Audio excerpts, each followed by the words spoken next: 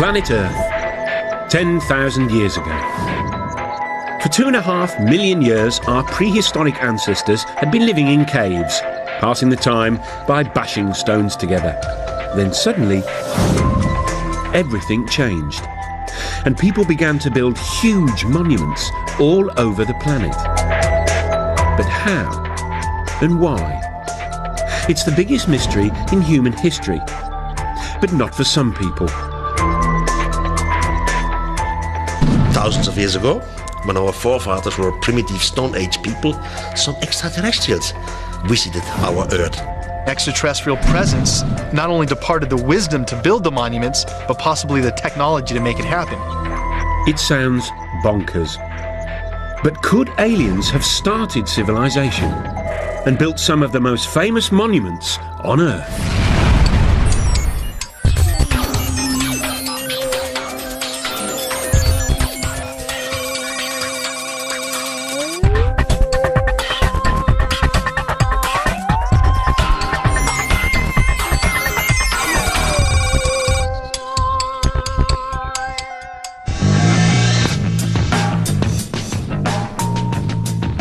All over the Earth, there are giant stone monuments.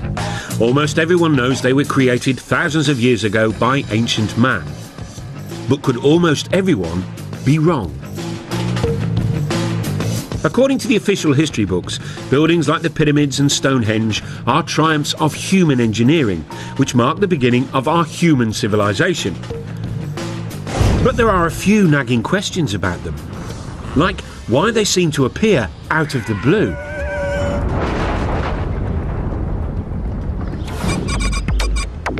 It's a mystery which has been troubling lots of people, including UFO gurus such as David Hatcher Childress. Well, one of the great enigmas of the past and of humanity is that people just like us have been around for at least 100,000 years. And then suddenly, a few thousand years ago, we just stepped out of our caves and started building all these giant monuments. One of the mysteries here is not only how did ancient man build all these giant megalithic monuments, but why? Over the years, scientists have struggled to explain it. Some suggested it was to do with agriculture.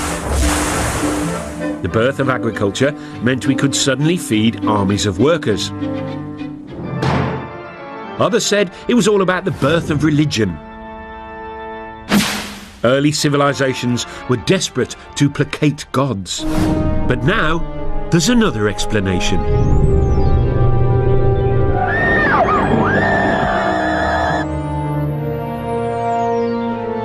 One group of people say that most of these monuments were built or designed in the distant past by aliens who visited our planet with their super advanced technology.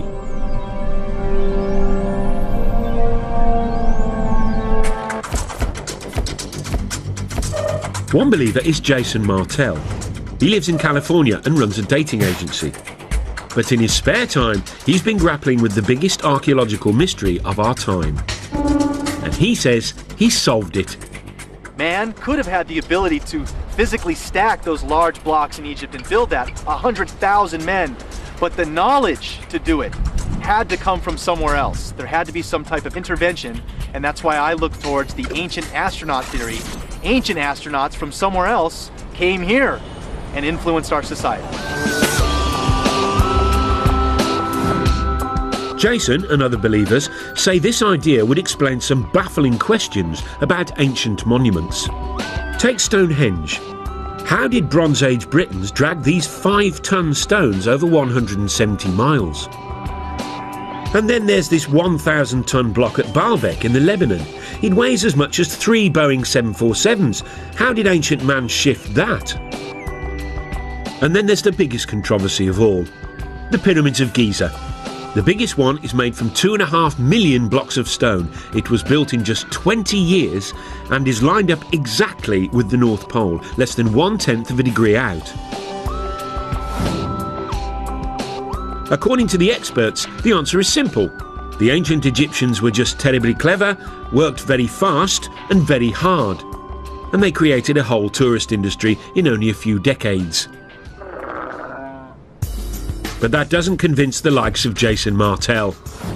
Many of the ancient sites around the world display a type of brilliance that we don't attribute to ancient man. If ancient man is living in clay huts and using stone tools, they're not going to have the advanced mathematics and geometry to lay out some of the sites that we have today. How did ancient man build things like Stonehenge? How did they get the Giza pyramids to line almost 1/10 off a degree to actual north? So what do the official Egypt experts say? Egyptologists think there's no big mystery. Archaeologists, they say, have dug up lots of evidence near the pyramids.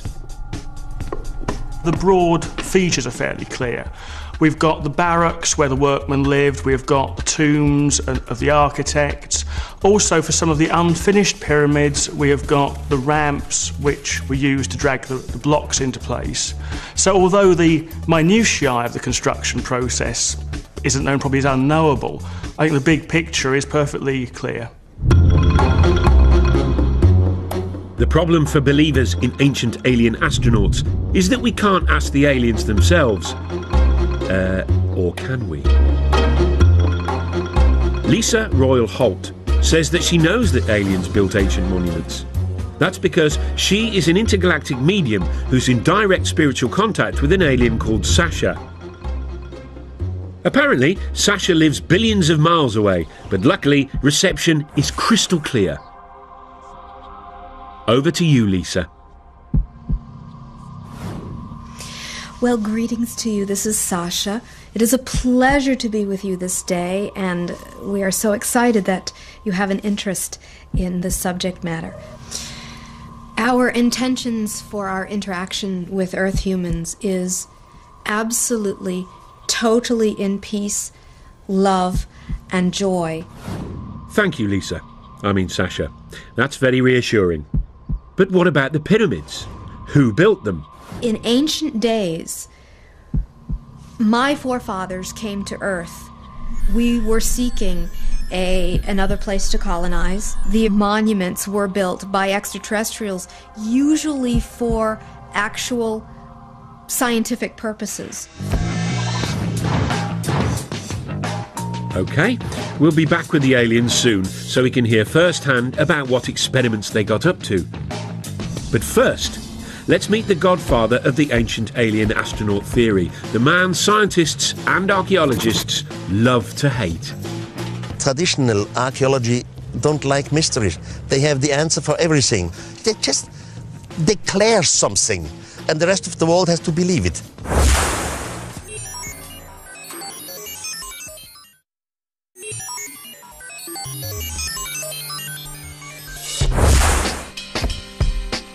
In 1968, Erich von Däniken, a Swiss hotel manager, achieved international notoriety when he published a controversial theory which said that alien astronauts had visited Earth in our ancient past. Now, it wasn't the first time it had been suggested extraterrestrial beings had come to Earth in prehistoric times. This, after all, had been a staple of science fiction fantasy for years. But Erich's idea had a rather crucial difference. He said it was true. His book, Chariots of the Gods, sold more than 60 million copies worldwide. And he quickly became an international superstar. Erich seemed to give the world a brand new space-age version of human history. Thousands of years ago, when our forefathers were still Stone Age people, some extraterrestrials arrived. Von Däniken argued that those extraterrestrials helped build ancient monuments. His career as a solver of ancient mysteries began, he says, in the 1960s. While other people were taking drugs and generally rebelling, Erich was pondering ancient buildings, and one in particular, the Great Pyramid of Egypt. Built as a tomb for the pharaoh Cheops, it's made of 2.5 million stone blocks. Some of the biggest weigh up to 80 tons and were transported from quarries hundreds and hundreds of miles away. And that was 1,000 years before the invention of the wheel. To Erich von Däniken, that posed a huge question. Not why the aliens didn't give us the wheel, but another big question. This is the largest man-made monument on Earth. with a height of about 450 feet and weighing 30 million tons. It's quite a piece. I mean, for a group of people or architects who came right out from Stone Age time.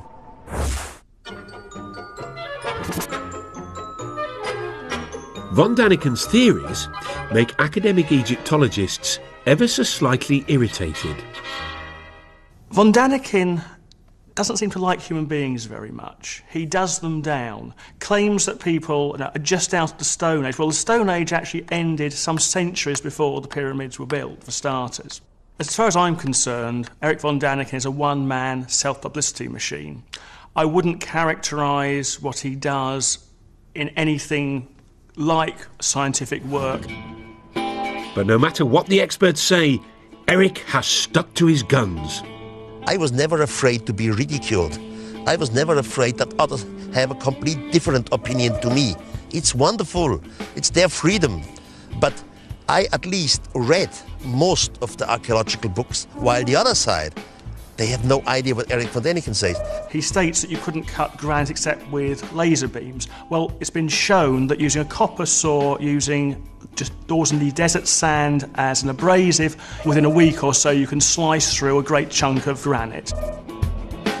As far as the professionals are concerned, Egyptians didn't need big lasers and big UFOs to move stones. They relied on their big Egyptian muscles. The transport of blocks of stone isn't an issue. Egyptologists have actually done experiments with large numbers of people in a large block of stone, and you just pull it. Some of the blocks came from Aswan. Take the ceiling of the King's Chamber. This is from Aswan, but this is 1,000 kilometers away from here. It's not so easy. There's actually a carving in an Egyptian tomb showing them moving a huge statue exactly by that, simply by muscle power. So there's no mystery about how the Egyptians moved great blocks of stone. And here it is. There are no aliens in this ancient Egyptian carving of the pyramids being built, unless they're cunningly disguised as ancient Egyptians, which is probably why it doesn't appear in any of von Daniken's books. I fail to understand why people can't simply grasp the fact that these things were built by the men and women who lived at that time in that country. The logic just seems irrefutable. There are some other obvious quirks in Erich's theory about the pyramids. For one thing, he says after the aliens left, humans did build some pyramids, using alien technology left behind. How did they do that? That's another mystery. He's not quite sure. He also says the pharaoh's tombs were actually a cunning attempt to copy the alien science of cryogenics, which preserves the dead in a state of suspended animation. Von Daniken was quickly dismissed as a crank, and still is. But the archaeologists don't have it all their own way, for there's one irritating little puzzle they haven't been able to solve yet. According to the scientists, the Great Pyramid was completed in just 20 years. Given there are over 2 million blocks, that means the Egyptians had to quarry, move and set a block every minute and a half of every day, 365 days a year for the whole construction period. One has to admit that the details of pyramid construction remain obscure. 2.5 million blocks in such a short time? There really must be doubts if you have a reasonable brain. Having wowed the public with his theory about pyramids, von Daniken then set out across the world to find more evidence of more alien ancient activity. These extraterrestrials have left some proof, but the question is complicated. Left what? What could they have left? And what do you know? He saw that proof everywhere. This 5,000-year-old African cave painting, for example, he says, is of a spaceman, complete with helmet. This ancient stone, he claims, shows people using telescopes. And when he climbed into this Mayan tomb in Mexico, he found what his book would later say was a carving of what seemed like an extraterrestrial traveller in his spaceship. Hunched over the controls, the alien seems to have his breathing apparatus in place, and flames are spewing out of his rocket. According to von Daniken, it's just like the liftoff at Cape Canaveral. And then he said he had the revelation which proved his idea had to be true when he visited South America and flew over the famous Nazca lines in Peru.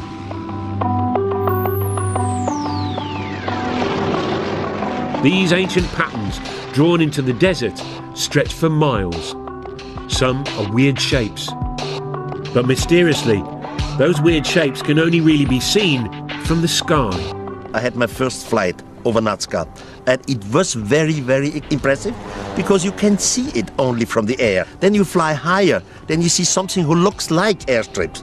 You think, this is fascinating, this is incredible, this is not normal for the natives. And then the question comes, why have they done it, and why exactly here? Archaeologists say these lines are irrigation channels or religious symbols, but von Daniken says he has a much more convincing explanation involving, yes, you guessed it, aliens. We had a mother spaceship around the Earth. From the mother spaceship, smaller vehicle came down, and they were looking for some kind of mineral and whatever. And they make their discoveries and disappeared again. The first lines, he said, were left by accident by the aliens who left marks when they landed and took off in their UFOs. The natives came and see the line of landing because sand and little stones are blown away. And now the natives start to make lines like they have seen created by some mysterious god. Eric believes that the Nazca were so impressed by the visiting aliens, they thought they were gods and set out to copy the lines themselves. He says it was an effect similar to that modern Westerners had on Stone Age tribes in the 20th century. New Guinea tribespeople thought the first Westerners they saw were gods who had come down from the heavens in silver birds. They worshipped them long after they'd gone and even built model planes and airfields hoping to lure the silver birds back. But it didn't work for the poor old Peruvians, though. The aliens never returned. And instead, they got the Spanish. Eric is now convinced that all over the world, ancient man had mistaken aliens for gods. This realisation has had a dramatic effect on him. He was a devout Catholic, but isn't anymore. How did it change my life? First of all, it changed my religion. Now I'm praying to some thing which I cannot understand, which I know it exists. As soon as you start to understand it in a cosmical way, it changes your point of view concerning religion and concerning having right. I cannot live anymore with cults and psychology. Eric von Daniken has a brand new explanation for the whole of human development. Creatures from outer space, he says, not only built and designed most ancient monuments, they inspired all the great religions too. This is heady stuff, but there are two small problems. Not a single expert agrees, and none of his evidence stacks up. Take the so-called alien astronaut in his rocket ship from the Mayan tomb. What von Daniken says are controls and flames are in fact well-known Mayan symbols, like this. It's not part of a rocket, but the face of the Mayan earth god. And these South American stones with supposedly ancient carvings of primitive people gazing at the stars through telescopes, they were exposed by a BBC documentary as fakes, all made by this clever farmer. But that hasn't stopped Eric's runaway success. His 29 books have sold 63 million copies and been translated into 32 languages. Brian Appleyard is a leading British author who's written on the public's fascination with UFOs. He thinks von Daniken's success is down to people's growing distrust of experts, which leads to a taste for conspiracy theories. Now, people by the 60s and 70s, and because of the Cold War, people were paranoid, convinced that governments were lying to them, convinced that something was concealed, and convinced that the world was not as we were told it was. So people were ripe for a story. They were ready to hear a story about extraordinary things. The von Daniken phenomenon seems unstoppable. He makes so much money from his books, he recently opened his very own theme park, which celebrates his unorthodox beliefs. Complete with reconstructions of some of the ancient monuments. You see great things like the desert of Nazca in Peru, like Stonehenge. It's a laser show, by the way. In a breathtaking laser show, the visitor experiences the spectacular sight of Stonehenge. There's even a guided tour which aims to answer all those big questions you've been dying to have answered. Did the mythical continent of Mu ever exist? What is the secret of the underwater structures off the Japanese island of Yonaguni? Von Daniken's success has also inspired a whole new generation of authors, including the likes of New Age writer David Hatcher Childress. People are attracted to Eric's theories, I think, because there are genuinely unexplained mysteries of the past. And we really don't have all of the answers to why mankind, supposedly a primitive mankind, would go through the tremendous effort to build many of these giant monuments. Eric von Daniken's definitely been one of the pivotal people that I've looked to grab onto the coattails of his information and really start to look at this information in a new light. But these new believers have a battle on their hands. Scientists don't care whether the mythical continent of Mu ever existed. If aliens visited the Earth, scientists want proof. I think the first thing I would say about whether the knowledge to build pyramids was given to the Egyptians by extraterrestrials is simply, where's the evidence? If you think about man's fairly limited extraterrestrial experience of going to the moon, look at the amount of space junk which has been left around simply by going there and coming back. Wouldn't you have thought that if spacemen had been to Egypt and had been teaching the people how to do these things, there'd be at least the odds of leftover broken plastic somewhere? The believers, though, say they've found some evidence, although whether it's very convincing is a whole different question. According to them, aliens did leave some space-age technology behind. This 2,000-year-old pottery jar, for example. It was discovered in Baghdad in 1938.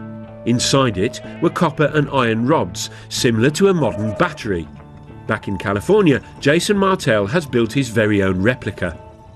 What we're looking at basically is just a simple clay pot formed with the clay found naturally in that region, and then using a simple copper lining and a iron metal rod down the center. This was in back in their days used either a rubber or an asphalt stopper. Jason fills the pot with an acid solution, vinegar, and now he's expecting something spectacular to happen. All right, the moment of truth.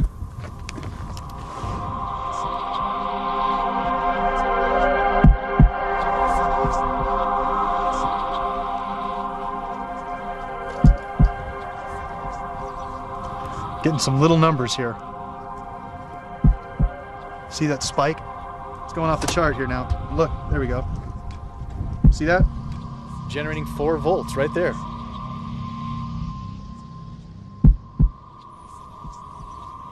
What we attribute to ancient man, they deserve a lot more credit than we're giving them. Because obviously we can test the devices with our understandings of technology and get a reading. Here we are, 4 volts right there from the battery.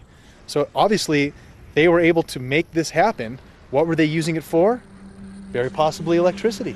Now, what ancient Iraqis might have done with 4 volts of electricity, nobody's sure. As for aliens, why would they need an old clay pot when they can zoom through interstellar space? If making a little pot, filling it with vinegar and sticking a bit of copper in it, and then seeing that there's some bubbles appear, is space-age technology, fine. Back at Eric's theme park, the Baghdad battery is given pride of place, alongside an object based on an Egyptian drawing which he claims was an electric light bulb. The Egyptologists, though, say it's a well-known symbol and is actually just a snake inside a flower. The spoil sports. But Eric is convinced the ancient Egyptians used electricity to light up the dark passages in their pyramids. Someone must have nicked all the wires. Now, you may have been thinking that aliens could have brought us something more useful than the odd light bulb. Well, the same thought occurred to this man. He believes they brought the technology to tap into a cosmic energy source, which they then linked to all the ancient monuments on the Earth. Funny? He doesn't look crackers.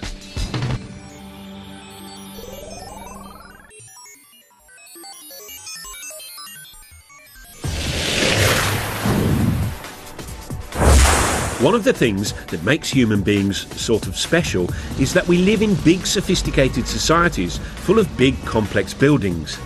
It's called civilization. Which is why so many people positively hate the idea that the whole thing might have been kick-started by aliens. At the heart of the theory is the suggestion that extraterrestrials built the very first big buildings of all back in the ancient past. Which is all very well and good, but the believers have had a hard time explaining why the aliens did all this. Were they just trying to show off? Not according to this man. Here he is, hiding in Stonehenge.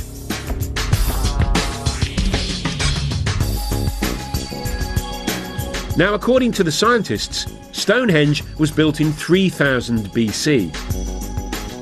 The 5-ton stones were dragged 170 miles by ancient British people to celebrate the sun, it's thought. Which is all very interesting.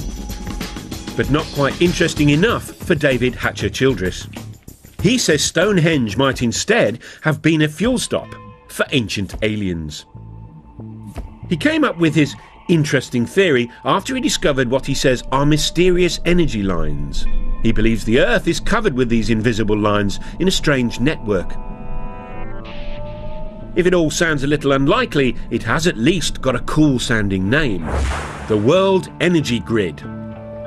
The World Grid is an intelligent geometric pattern of the Earth and its energies. A wave of the sunlight hits the Earth and wraps the Earth like a ball of string of energy, creating this energy grid.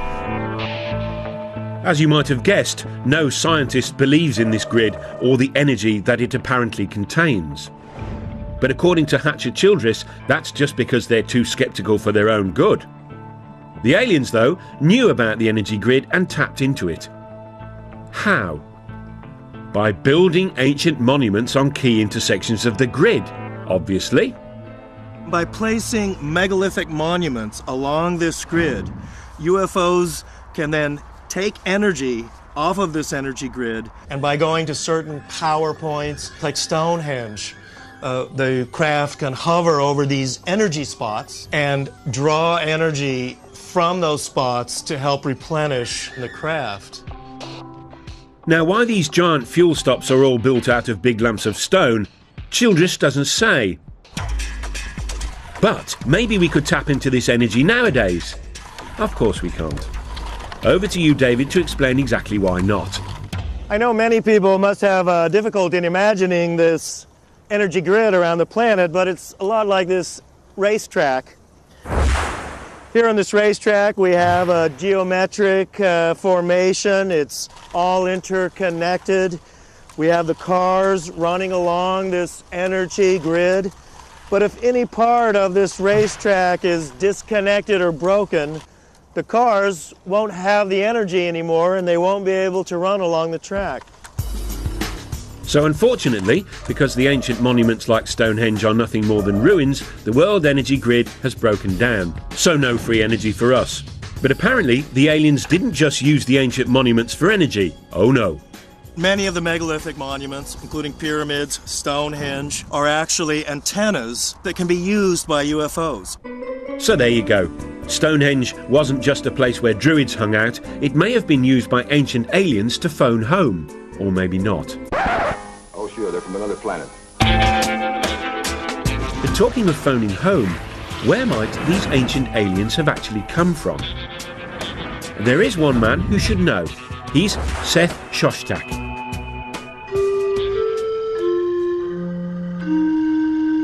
He heads up SETI, the Search for Extraterrestrial Intelligence. This is a scientific study that's been scouring the constellations for the last 20 years, listening for radio signals from alien life forms. It turns out that lots of scientists believe that life probably did arise somewhere else other than the Earth. After all, the universe contains trillions and trillions of stars. Seth Szostak has devoted his life to being the first to prove it. You know, the universe is vast. It seems that most stars have planets. There are going to be lots of other worlds that are just as nice as the Earth for life. The question is, has life arisen on those worlds? Planet X. Jason Martell is convinced aliens are from there. He says that the ancient Sumerians from Iraq believed in a 10th planet in our solar system, which modern science hasn't yet discovered. Sumerians, he says, believed that's where their gods, the Anunnaki, hung out. Again, the Anunnaki are the beings supposedly that come from Planet X, another planet within our solar system that modern science is currently trying to look for. That planet does exist. It's possible we have ancestors living on that planet. Just a minute. Ladies and gentlemen, we bring you this special radio-television broadcast in order to give you the very latest information on an amazing phenomenon. It was looking good for Planet X when in July 2005 astronomers announced they had actually discovered a big blob way out beyond Pluto. They called it Planet Xena. But they've now realised it's really small and full of gas. So not likely to be the home of the Anunnaki or our ancient alien visitors. But there's one candidate for alien life that obsesses more people than any other. It's our closest neighbour, Mars. It's also the planet that's most like our own. Some scientists are convinced it has water, and for years NASA has been probing and exploring it. So far, no signs of aliens. But in 1976, they were looking for signs of tiny bacteria, when instead they found this. This photo of the plain of Cydonia contains what most astronomers are convinced are some large rocks. But to some people, they look suspiciously like this.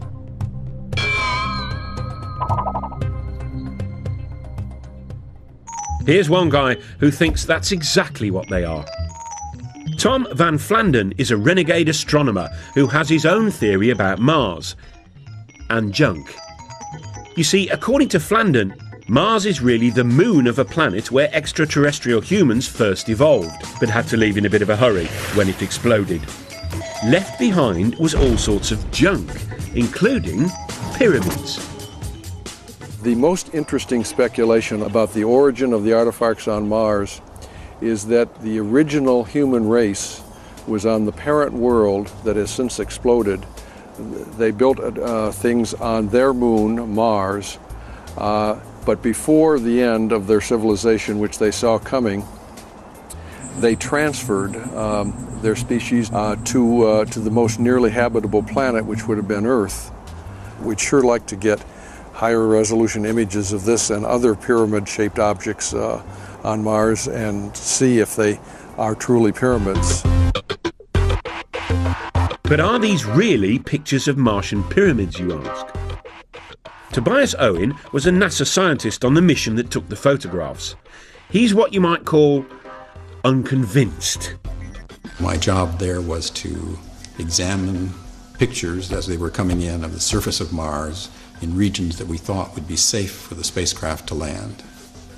There was a small group of people who felt that this was an example of an alien construction, that there was life on Mars, or there had been life on Mars. NASA promptly issued a denial, which for believers was obviously proof of a monumental cover-up. You know, the interesting thing about NASA's track record, NASA, National Aeronautics Space Association, could also stand for Never a Straight Answer.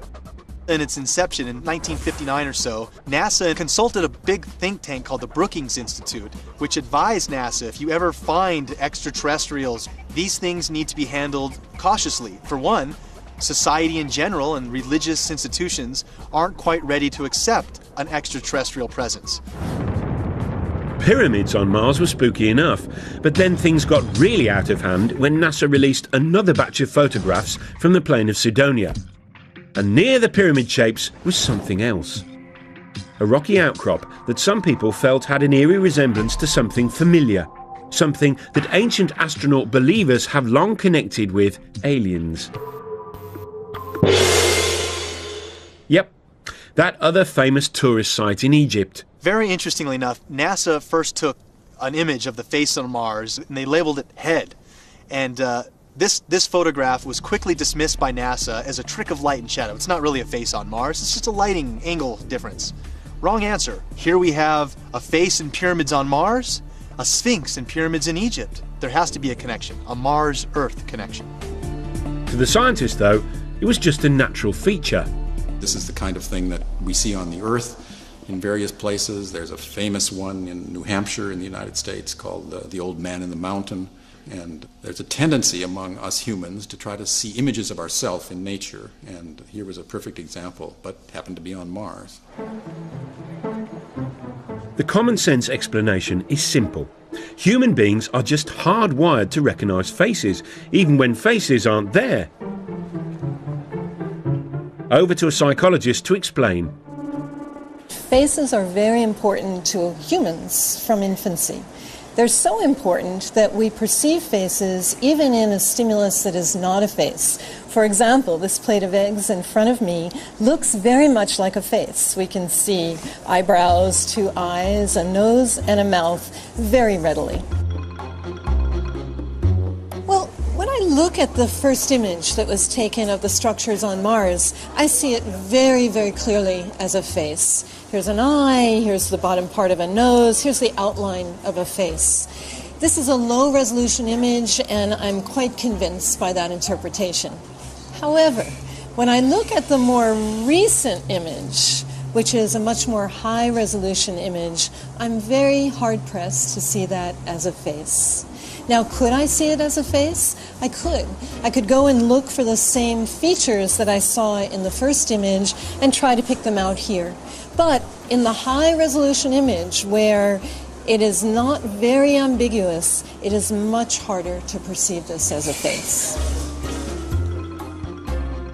We now have exquisite images of the surface of Mars that are being taken as we speak, in fact, by the Mars Express spacecraft. And we see extraordinary detail on the surface of that planet, but we see no evidence of anything artificial. So Mars may not have a sphinx, and it probably doesn't have any pyramids. And so far, it hasn't got any signs of life at all. So where do the ancient aliens come from? It's time to consult someone who should really know. An alien herself. Lisa Royal Holt, a cosmic medium, claims she can communicate with aliens. Apparently, she hooks up to the extraterrestrials by putting herself into a self-hypnotic trance. She says she's been doing it for years. It wasn't until I was in college when I was studying hypnosis, and I learned to put myself in an altered state. And when I did that, I started to realize that I was very intuitive and that sometimes I would receive messages. I'm able to actually hear or sense the communications and then verbally communicate them. Right now, her favourite phone buddy is a female alien called Sasha, who takes over Lisa's brain and communicates through Lisa's voice. We are about to do a channeling session. I will go into a meditative state. You are going to hear from Sasha, who says she's from the Pleiades. You mean the Pleiades, a cluster of stars in the constellation of Taurus, otherwise known as the Bull.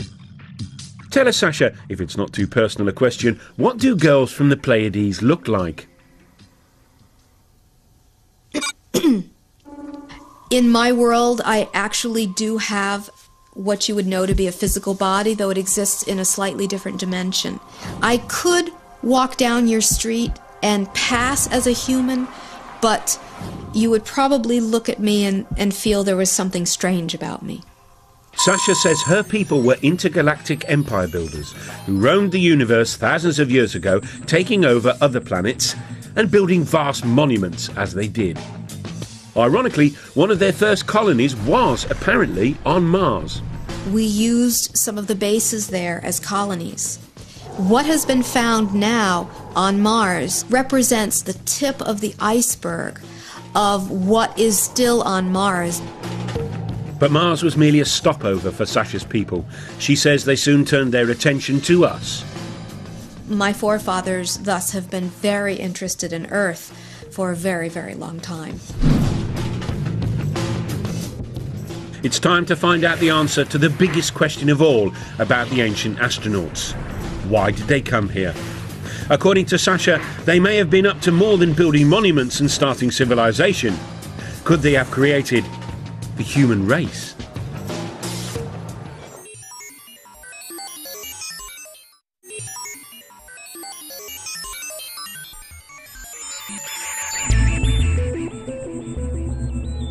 If alien astronauts really did visit us thousands of years ago, and that's rather a big if, then the obvious question is why? What is it? I don't know. Well, according to Lisa Holt, or rather her alien mate Sasha, there's a perfectly sensible answer. The aliens chanced upon our pre-human ancestors and then started messing with our DNA, a process she calls upliftment. My sources have said that the extraterrestrial genetic projects on Earth have been going on for thousands of years.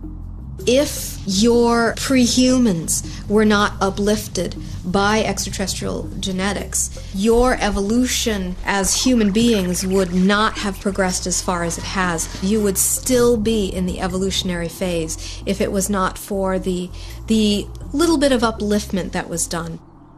Lisa and Sasha are not the only people to believe this theory. They came here 300,000 years ago, created a primitive worker based off the Neanderthal man that was here evolving naturally, and created us. So an extraterrestrial crew comes here. They take one cell. They change the DNA code in the cell. You put it in the womb of a female of the same species. This female will give birth to a child. It's just what we would call the missing link. If the believers in ancient aliens are right, then evolution didn't gradually create humans. We were instead cooked up in the alien equivalent of a test tube. Spooky stuff. To me, that explains so much. And it also explains psychologically a sense of abandonment that the human race seems to feel. That these beings helped in our creation, but then never allowed us to remember who our parents were. Now, it all might sound like cobblers, but the notion of visiting aliens as godlike creators takes alien conspiracy ideas to their ultimate conclusion. And for author Brian Appleyard, it even hints at the role aliens now have in our culture. The idea that aliens once visited Earth and gave us this technology, this capacity, and pointed us up some progressive path, showed us the way to go, is a great idea for people to hold on to. Because one of the problems of the modern world is that people don't have anything to hold on to. And the story of ourselves we're given by science is frankly that we're nothing, it doesn't mean anything. The thing about the alien in the past is that it gives us a story. And that's fundamental to what people need to believe about themselves. Whatever comfort the idea that aliens visited us in the past gives some people, chances are it never happened. But hey, if it did, then maybe, just maybe, the greatest monument they left behind wasn't a giant feat of engineering like the pyramids, but a brilliant little piece of genetic engineering called us.